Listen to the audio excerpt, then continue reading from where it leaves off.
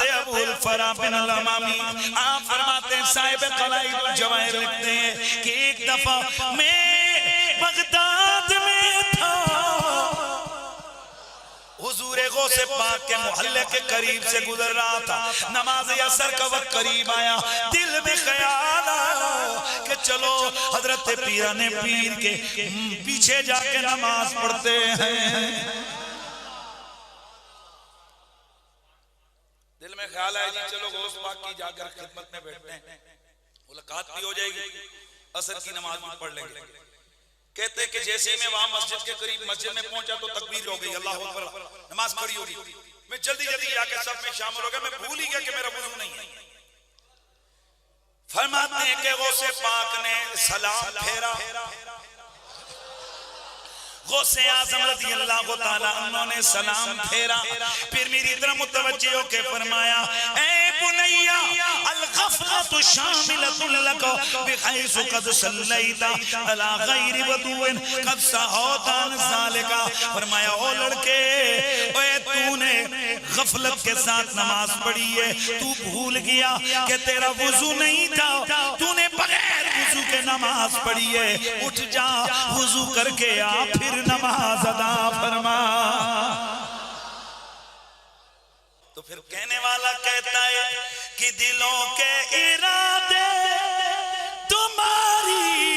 نظر میں، دلوں کے ارادے تمہاری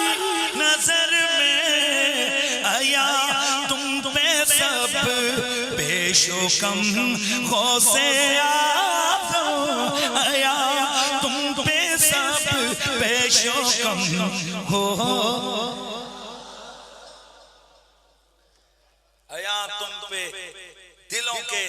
ارادے تمہاری نظر میں، آیا تم پہ سب پیش و کم غوث اعظم۔ ایک عالم تھے، وہ کسی کے یہاں نحو پڑھتے تھے، وہ کہتے تھے ہم کئی بار سوچتے تھے کہ ادھر ہم نے کیا سننے جانا ہے، حضور غوث پاک کے درس میں ہم نحو پڑھتے ہیں، تو نحو ایک ایسا علم ہے اس کے اوپر بڑا گھمنڈ ہوتا ہے۔ ایک روز گئے کہ چلو جا کے چیک کرتے ہیں، ان کا درس سنتے ہیں کیا کہتے ہیں۔ وہ کہتے ہیں ہم آ کے بیٹھے آپ کے درس میں، تو ہم چونکہ نحوی تھے، ہم عادی تھے فنون اور بلاغت کی اور لغت کی اور نحوی چیزوں کو سننے کے، تو درس آپ کا معرفت پر ہو رہا تھا، تو کہتے ہیں ہمیں مزہ نہیں آیا، ہمیں مزہ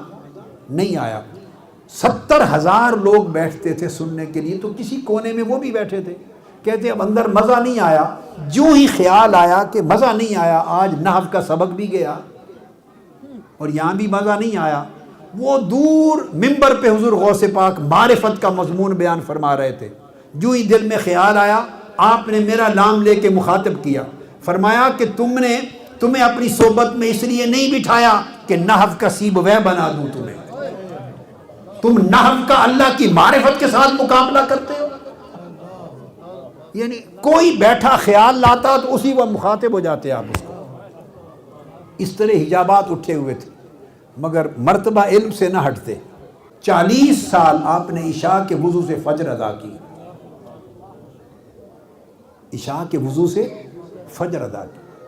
جب اگلا سوال ہے، اگر شیخ عبد القادر جیلانی رحمۃ اللہ علیہ کو علم غیب تھا تو انہوں نے نبی صلی اللہ علیہ وآلہ وسلم کی ولادت کی تاریخ کیوں غلط لکھی، اور اس کا حوالہ کیا ہے کہ انہوں نے غلط لکھا ہے؟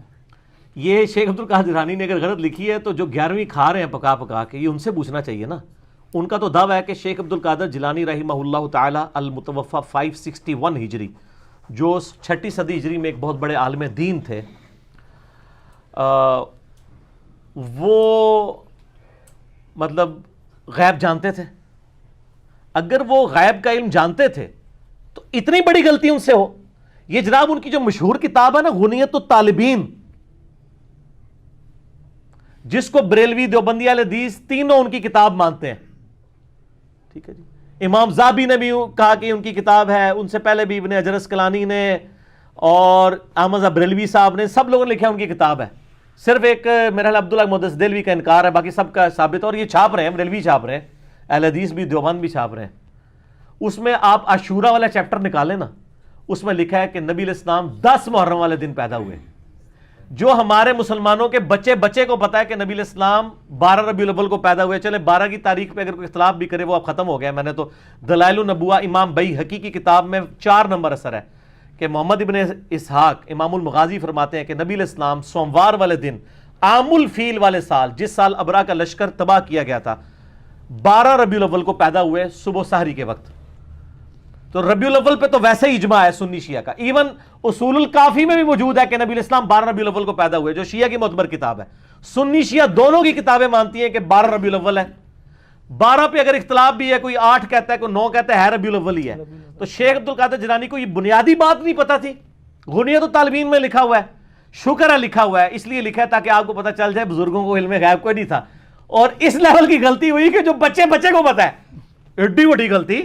10 محرم لکھ دیا، چلو 10 ربیع الاول بھی لکھتے تو ہم کہتے ہیں وہ 10 میں ٹکے کچھ اور بن گیا. تو علم غیب کا مسئلہ بھی اللہ کے فضل سے کلیئر ہو گیا. زیادہ کلیئر کرنا ہے نا قرآن و حدیث کی روشنی میں، تو مسئلہ 6A اور 6